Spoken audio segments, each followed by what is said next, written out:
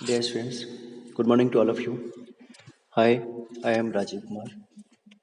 Again, I am going to teach you regarding the important topic in your book, Civics Chapter 5. The first name is here Rasundari Devi and the second रुकिया Shekhawat Hussain.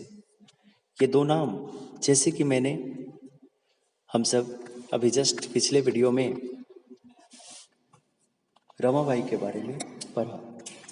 तो जो इस women series, इस महिलाओं की series में जो योगदान हमारे समाज में, जैसे हमने जस्ट स्टेरियोटाइप्स रूढ़िवादिता के क्षेत्र में जो ब्रेकिंग स्टेरियोटाइप्स में लक्ष्मी लाकड़ा का नाम पढ़ा.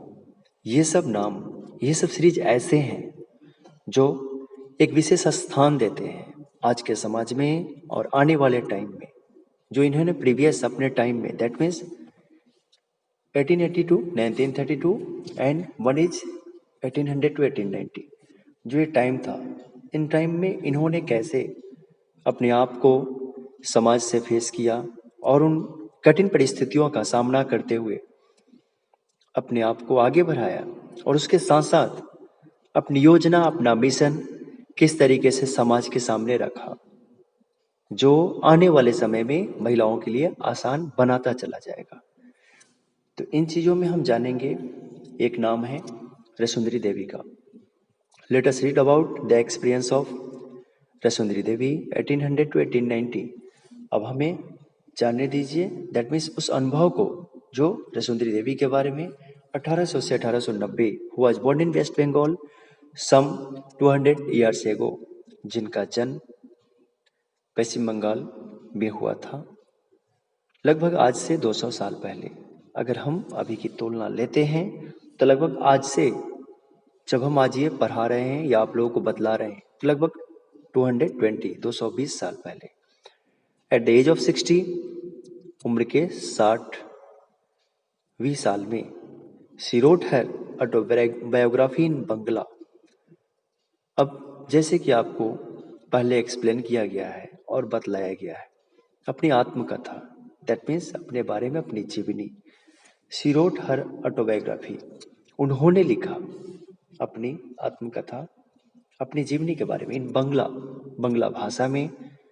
जैसे एक biography, if someone write to anyone or any historians, then that's called a biography. But if someone writes her or his own story, that's called a autobiography. जैसे कि मैंने चैप्टर एक्सप्लेनेशन में आपको नोट्स में समझाया भी है. अब हम जानेंगे हर बुक टाइटल्ड अमर जीवन. उनकी किताब का नाम, उसकी हेडिंग, उसका टाइटल था Amar Jiban. Is the first known autobiography written by an Indian women, जिसे जाना जाता है पहला किसी भारतीय महिला के द्वारा अपनी आत्मकथा को लिखना. अब यहाँ जब बात आती है आत्मकथा की, तो एक बात आप सभी याद रखेंगे, जब यहाँ बात आ रही है आत्मकथा की, अपने बारे में अपनी कहानियों के लिखना, तो ये जरूर है कि उन्होंने अपने समय में कुछ मार्मिक क्षण, कुछ ऐसी परिस्थितियाँ, कुछ ऐसे विषय वस्तु को फेस किया है जो आगे के समय में आने वाली महिलाओं के लिए एक मिसाल बनकर मिसाल को प्रस्तुत करेगा. तो ये चीज यहाँ दर्शाया जा रहा है. Written in Indian women, Rassundari Devi was a housewife from a rich landlord's family. वह एक कुशल गृहिणी थी जो बड़े लैंडलॉर्ड्स परिवार की. एट दैट टाइम, उस समय में, it was believed that if a women learn to read and write, उस समय यह विश्वास किया जाता था that if a women learn to read and write, अगर महिलाएं सीखती और पढ़ती हैं, she would bring back luck to her husband and become a window.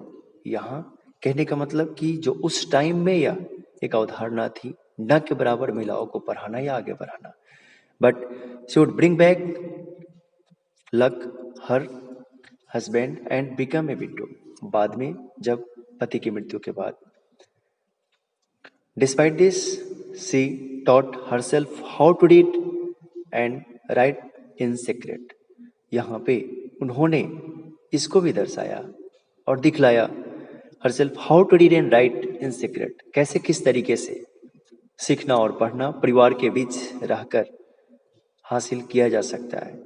Well after her marriage, that means ये दर्शाया गया कि जस्ट शादी के बाद I would start working at down, उन्होंने ये कहा कि मैंने अपने काम को शुरू किया बिल्कुल निम्न से, and I would still be until well behind midnight, मतलब अपने काम को करते हुए अपने लिए समय निकाल कर, मतलब आधी रात्रि तक घर के कामों को करना, सुबह 5 बजे से उठकर उसके बाद अपने लिए समय निकालकर पढ़ाई करना। I had no rest in between, I was only 14 years old, मेरे पास बिल्कुल आराम का क्षण नहीं था। इन बिटवीन, उस टाइम में, उस समय के दौरान, जब I was only 14 years old at the time, 14 years old at the time, जब मैं मात्र 14 साल की थी।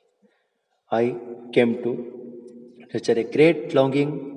I would learn to read and I would read a religious manuscripts. I would learn to read and I would read a religious. यहाँ बात हो रही है, मतलब हमने सीखने की कोशिश की पढ़ने से, और पढ़ने की शुरू किया उन धार्मिक विषय वस्तुओं को। इसके बाद नेक्स्ट में यहाँ दर्शाया जा रहा है, ये देखिए ये कहानी।